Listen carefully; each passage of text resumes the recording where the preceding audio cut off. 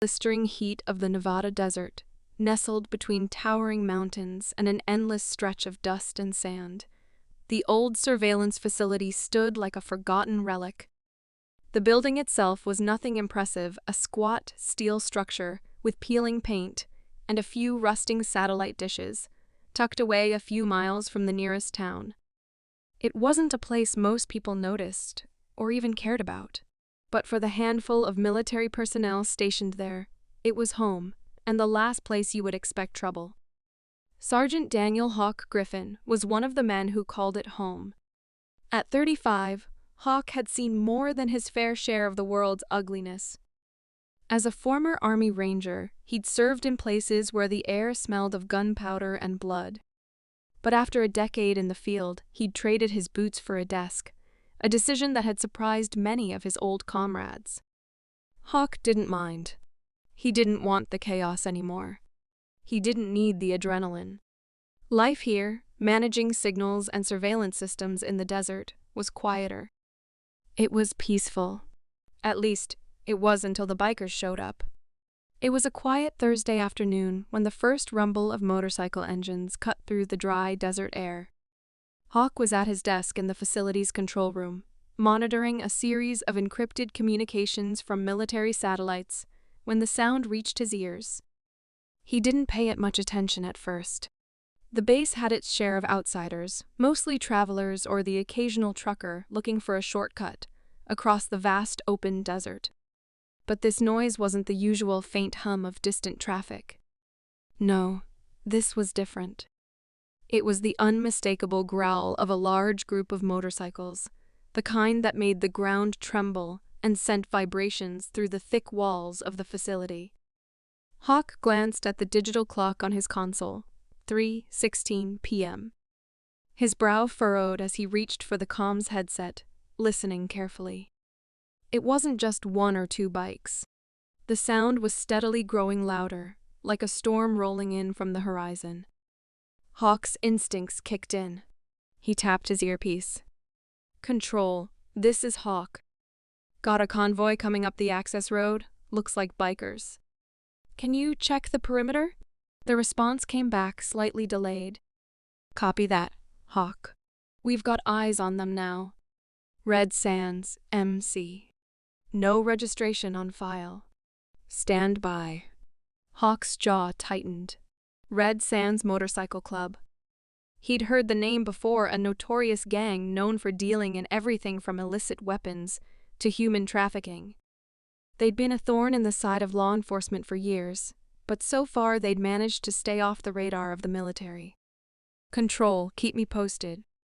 "I'll be heading to the gates," Hawk said, his voice calm but measured.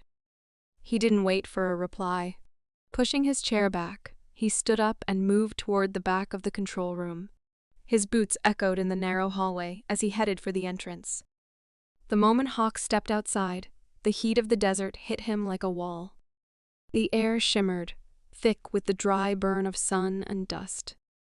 He squinted against the sun and saw the first of the bikers pulling up at the gates, a large man with a dark beard and a sleeveless leather vest adorned with the Red Sands insignia. His bike roared to a stop, kicking up a cloud of dust. The man dismounted, his boots crunching against the gravel as he approached the gate with two other riders in tow. They looked like the kind of men who'd been on the road too long, their faces weathered and hard, their eyes steely with the kind of defiance only the truly reckless possess. Hawk stood near the guard station, arms crossed, sizing them up. He wasn't sure what their business was, but he knew it couldn't be good. The Red Sands weren't exactly known for asking permission. The lead biker, who appeared to be the gang's president, locked eyes with Hawk from across the yard. His grin was wide and cold, a predator's smile. "Well, well, what do we have here?" he called, his voice carrying over the sound of the idling bikes. Hawk didn't flinch. "This is a restricted area. You're not welcome here. Turn around and head back down the road." The biker let out a low chuckle, then glanced back at his gang. "Ain't that cute? We were just looking for a little chat. The kind you don't get to refuse." Hawk took a step forward, narrowing his eyes. I don't think you understand the situation. This is a military installation. You're trespassing. Leave now, or we'll escalate. The biker's grin faltered, just for a moment. But then he straightened up, his posture taking on the arrogance that made him dangerous. You really don't get it, do you? He asked, his voice growing louder. We've got business with someone on the inside, and you're gonna help us find him. Hawk felt a sudden chill run down his spine. Business with someone on the inside? That wasn't just idle talk. Something deeper was going on here. Inside? Hawk's voice was steady, though his mind was racing. You're not getting in. The leader of the gang stepped closer, dropping his hand casually to the side, where a long blade glinted in the sunlight. You really have a choice, do you, soldier? Before Hawk could react, the other two bikers dismounted, their hands reaching for their weapons. Hawk's military training kicked in immediately. His body moved on pure instinct, a lifetime of combat experience taking over.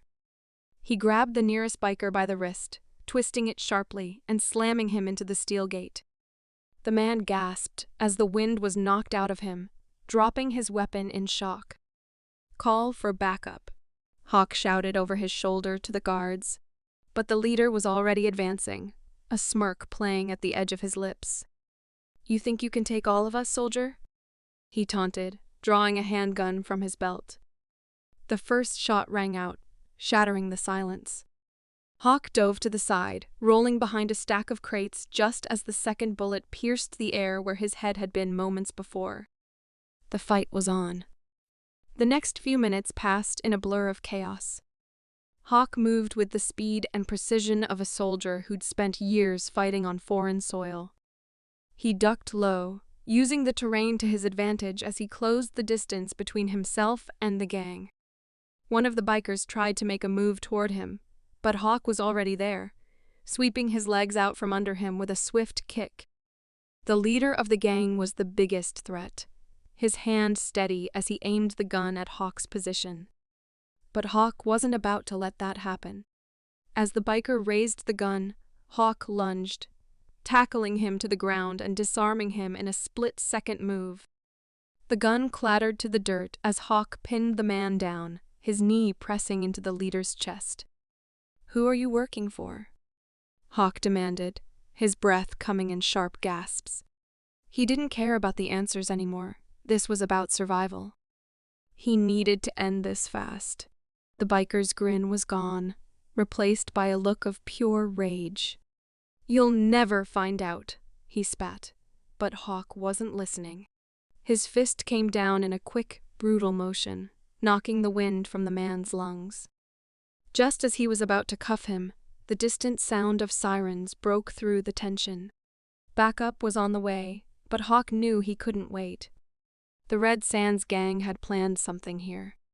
Something bigger than just a random raid. By the time local law enforcement arrived, the situation had already been contained. The remaining bikers had scattered, fleeing into the desert. But Hawk knew this wasn't over. The Red Sands hadn't come here just to start a fight. They'd come for something. Someone. Inside the facility, Hawk quickly ran through the surveillance footage. It didn't take long to find what he was looking for. A man, one of the base's own personnel, was meeting with the bikers just days earlier. He was leaking classified information and had been for months. The realization hit like a punch to the gut. The Red Sands hadn't just been looking for a fight. They'd been after intel. And they'd almost succeeded. Later that evening, after the dust had settled and the last of the bikers had been carted away, Hawk stood alone by the entrance, his eyes scanning the empty desert. The quiet had returned, but the feeling of unease lingered. He wasn't just a soldier anymore. He was a guardian of secrets, and tonight, he had protected the one thing that could bring everything crashing down. But he knew this wasn't the end. There would be more threats, more attempts to breach the system. For now, though, Hawk had done his job. He'd stopped them. And as long as he was here, no one would ever mess with the wrong soul.